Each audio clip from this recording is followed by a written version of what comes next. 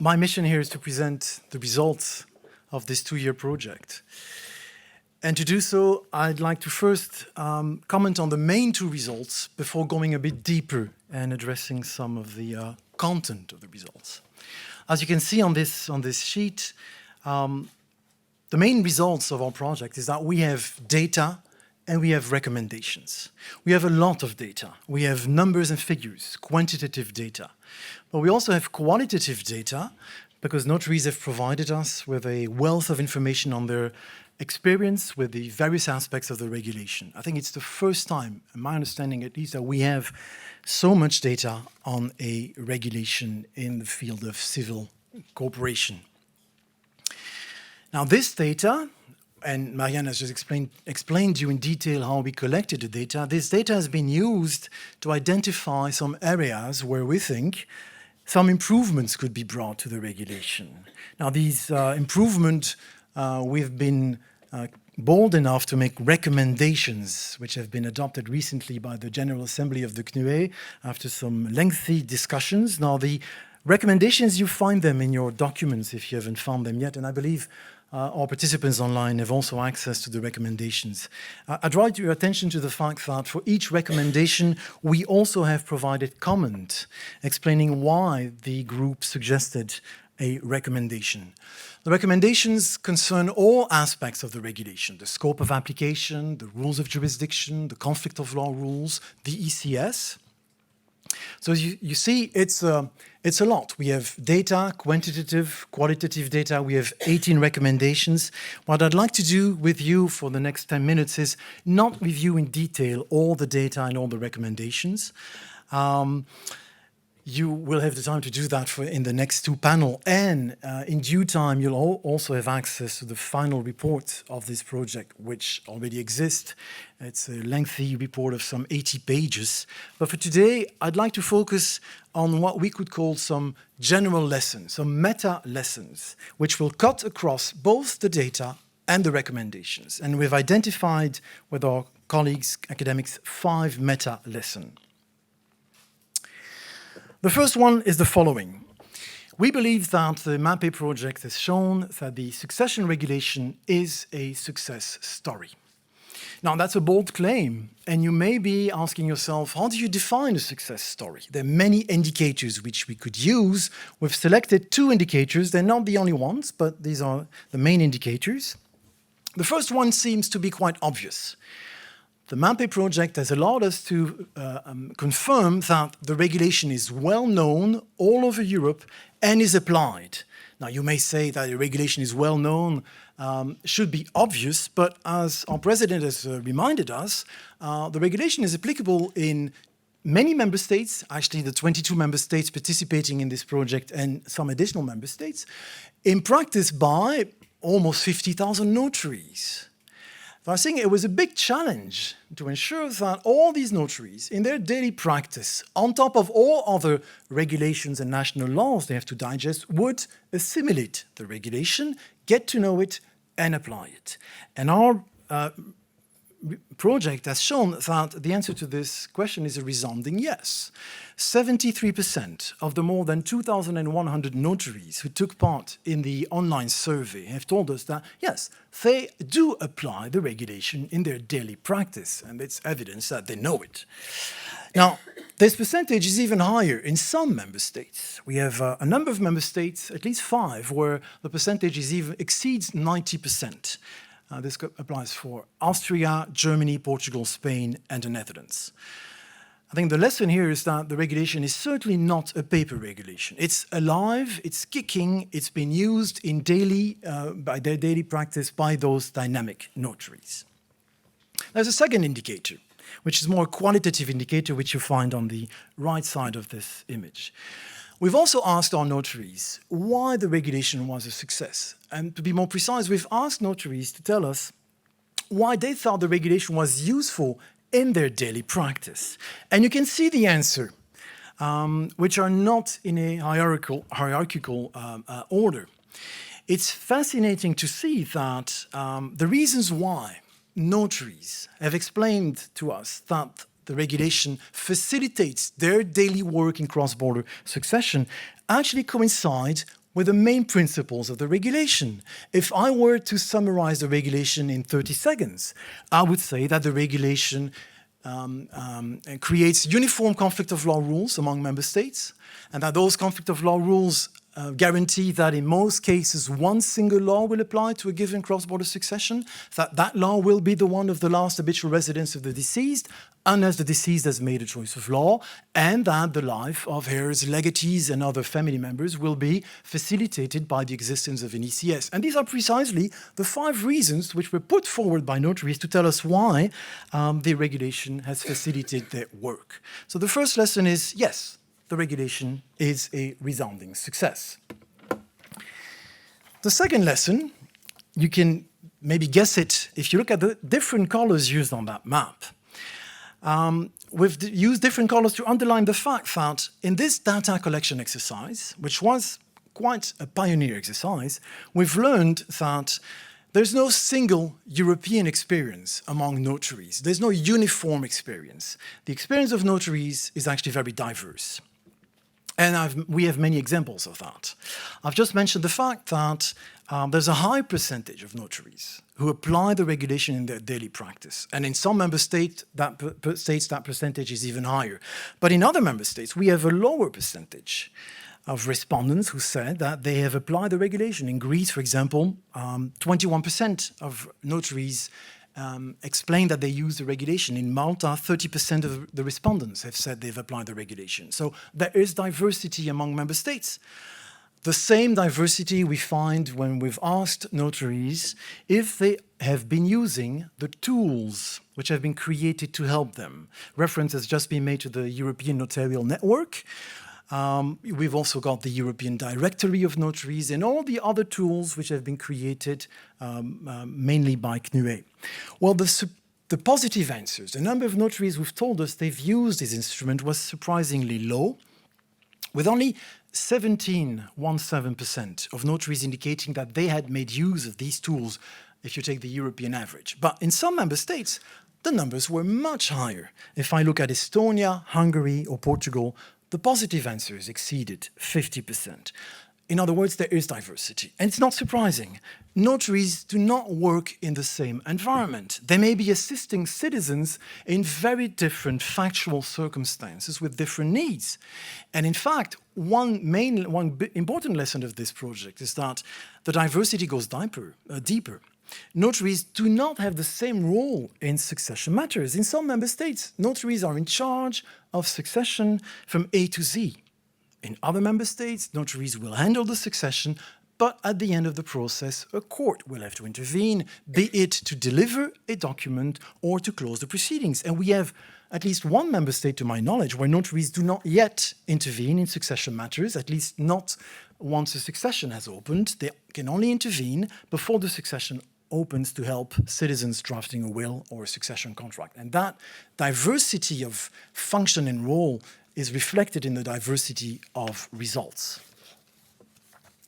Turning to the next lesson, sleeping beauties.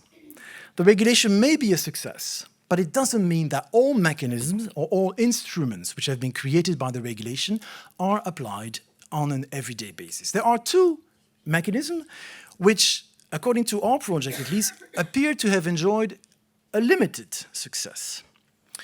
The first one is the possibility created by Article 5 of the regulation for all parties concerned to agree on the court having jurisdiction after the person has passed away, provided the deceased had made a choice of law.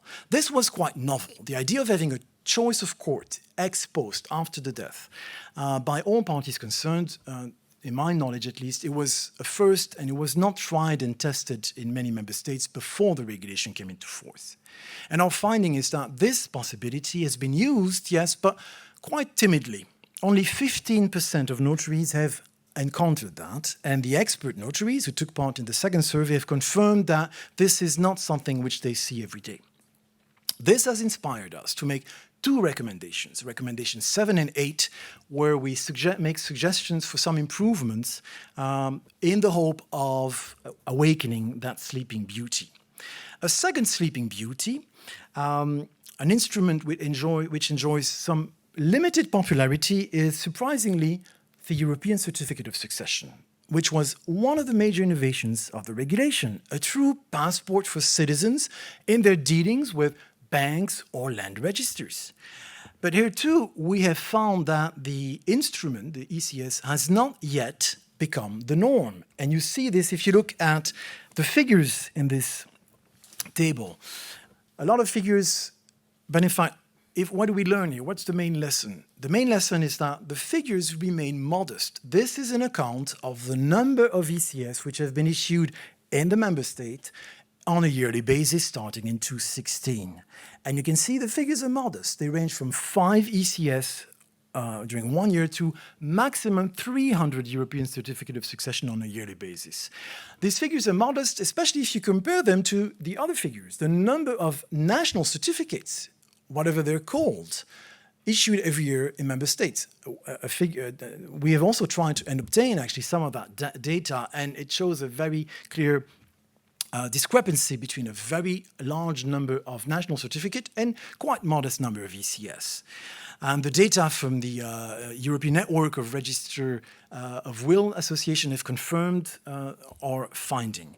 So the ECS exists, it's been used, but the ECS has not yet become the norm. Now, let us be positive. If you've looked at the data, you've found that there is a positive trend. That is, the trend is increasing. Going back to 2016 and coming to last year, the year before, 2021, almost in every member state, the numbers are rising. And possibly, we have not covered 2022, but possibly the numbers for 2022 are also increasing. But it remains that the amount of noise and expectations which the ECS created is not related to the number of ECS actually delivered on a yearly basis. And we have a few recommendations on the ECS, again, with the hope of awakening this giant sleeping beauty. So notaries are, in general, happy about the regulation, which helps them in their daily practice, assisting clients in solving the intricate difficulties of cross-border successions. But on some issues, our project has also shown that notaries have questions. They would like to be helped a bit further. They would like to receive some additional assistance on various topics. I've singled out 3 of those topics. Let me take maybe 2 examples. The scope of application. Notaries know how to navigate the regulation. They know that the regulation came into force on the 17th of August 2015, that it has an ambitious but limited scope of application. They may have questions on that. The regulation offers assistance, and we have also guidance from the Court of Justice.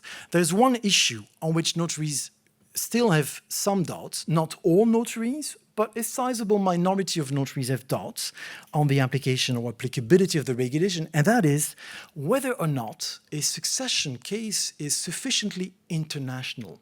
Does it have a sufficient cross-border dimension? And there, many notaries told us that they have doubts on that. And if you look at the regulation, it does not offer any guidance on that. It's silent. So we have a recommendation number 4, where we suggest that this issue should be addressed, and we also go a bit further by providing some language which may be a source of inspiration for the European authorities. A second item on which notaries would like additional further assistance is the concept of habitual residence, which has been alluded to.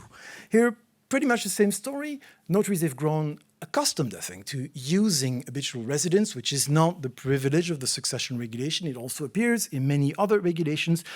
But in some circumstances, not in all cases, but in some circumstances, the habitual residence remains a bit mysterious. We've called these cases the hard cases. And we know that the regulation here provides guidance, the recital 23 and 24, but somehow this does not seem to be enough. So we have a recommendation number 9 in which we call for additional guidance on the concept of habitual residence. Let me turn to lesson number 5, the areas for improvement. The MAPE-Projekt has also shown that in some areas, the regulation has not completely delivered on its promises. We've singled out a number of those areas where we think improvement could be made, and I'll take 2 examples, but we'll have the possibility to discuss these examples and further examples in the panels. The first example relates to parallel proceedings. We have found that in a sizable number of situations when a person dies, notaries in 2 member states are called to handle the succession. Now, this is linked to the fact that notaries may be approached differently depending on the legal tradition. In some member states, the family members would request and require the assistance of a notary. In other member states, a notary may be appointed ex officio by operation of the law. And there is not always coordination between the 2 notaries.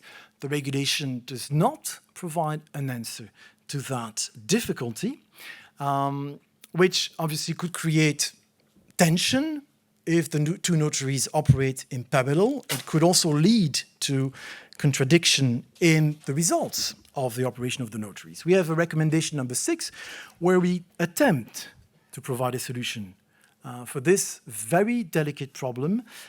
We're conscious that it's a very, very serious difficulty and that there's no miracle solution. So if you read recommendation number 6, you'll see it's a modest attempt. And we also are keenly aware that any solution which could be put on the table will in itself have to be worked out, thought through in details, maybe also on the issue of its cost. Second example of an area where improvement could be made relates to the European Certificate of Succession. The experience here has revealed some frustrating experiences of notaries dealing with ECS. The first one concerned the first source of frustration concerns the translation of an ECS, which is often required and which could be very costly. Now, we have a solution here in the current system provided by the existence of dynamic forms on the e-justice portal. It does provide a solution, but not in all cases. And this is why we have made a recommendation number 16, in which we call for additional measures to alleviate the burden of translation.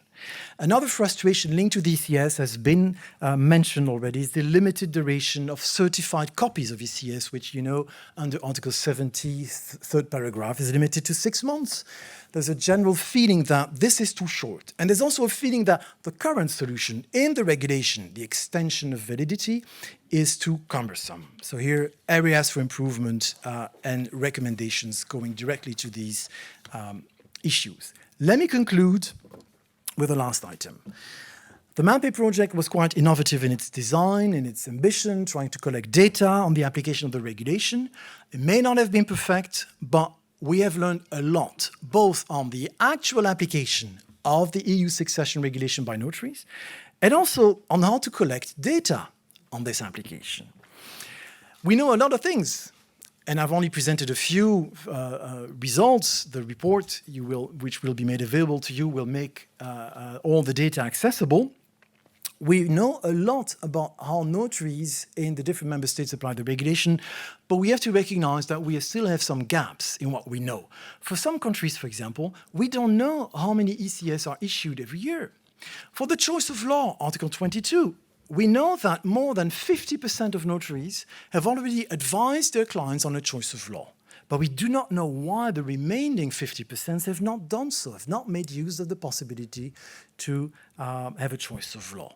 Hence, to conclude, a plea to keep up the good work and to continue using this infrastructure, which we have set up, to gather additional data and verify in the long run whether our insights today also hold over a longer period of time. Thank you for your attention.